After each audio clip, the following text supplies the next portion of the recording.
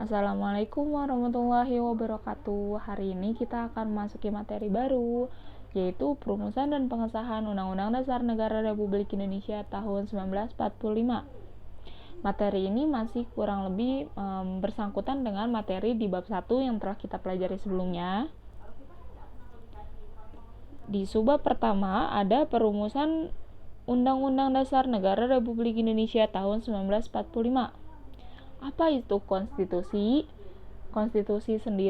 Istilah konstitusi sendiri berbeda-beda dalam banyak bahasa, seperti dalam bahasa Inggris Constitution, dalam bahasa Belanda konstitusi, dalam bahasa Jerman Constitution, dan dalam bahasa Latin Constitutio, yang berarti undang-undang dasar atau hukum dasar.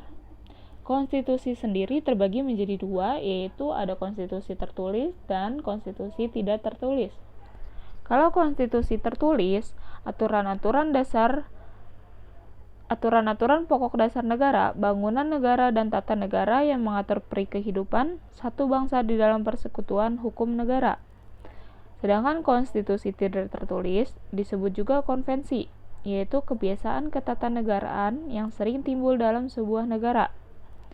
Contoh konvensi dalam ketatanegaraan Indonesia antara lain pengambilan keputusan di MPR berdasarkan musyawarah untuk mufakat, pidato Presiden setiap tanggal 16 Agustus 1945 di depan sidang paripurna DPR, dan sebelum MPR bersidang, Presiden telah menyiapkan rancangan bahan-bahan untuk sidang umum MPR yang akan datang itu. Di sini Miss lampirkan foto pada saat para pahlawan sedang melakukan sidang BPUPKI. Ada yang masih ingat? Kepanjangan dari BPUPKI itu apa?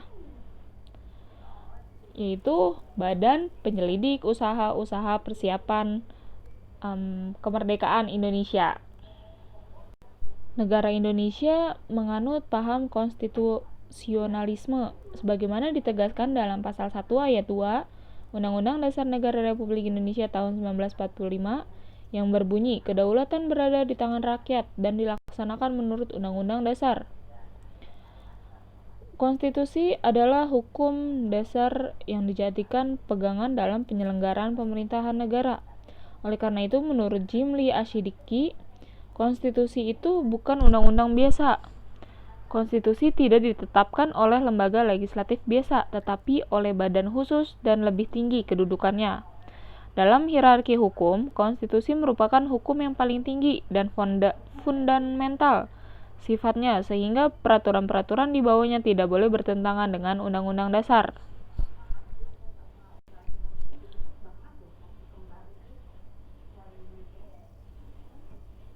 Naskah undang-undang ini telah dipersiapkan pada masa sidang kedua BPUPKI pada saat tanggal 10 sampai 17 Juli 1945.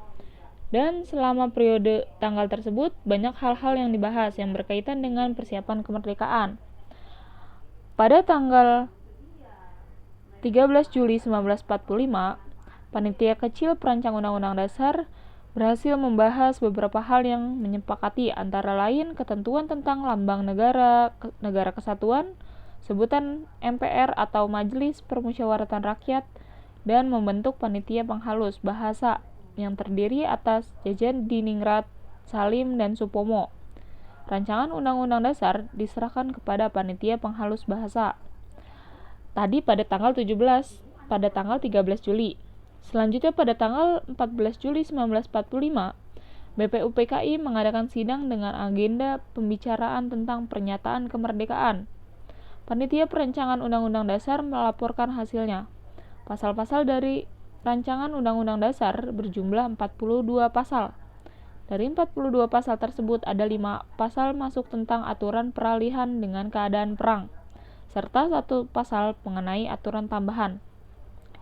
Selanjutnya pada tanggal 15 Juli 1945 dilanjutkan dengan acara pembahasan Rancangan Undang-Undang Dasar. Saat itu Ketua Perancang Undang-Undang Dasar, yaitu Soekarno, memberikan penjelasan tentang naskah yang dihasilkan dan mendapatkan tanggapan dari Muhammad Hatta.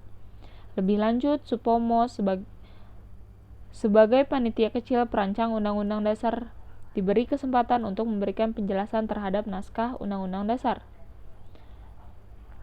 Dan yang terakhir pada tanggal 16 Juli 1945, naskah Undang-Undang Dasar akhirnya diterima dengan suara bulat pada saat sidang BPUPKI.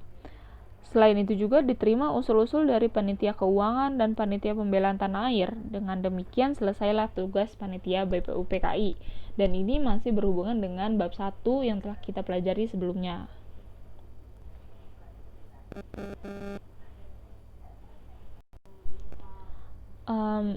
Di subbab hari ini cukup sekian dari penjelasan yang telah Miss jelaskan. Jika ada yang ingin ditanyakan, silakan memberikan pertanyaannya di kolom komen atau di Google Classroom, atau bisa juga melalui Japri via WA ke Miss langsung. Sekian dari Miss. Assalamualaikum warahmatullahi wabarakatuh.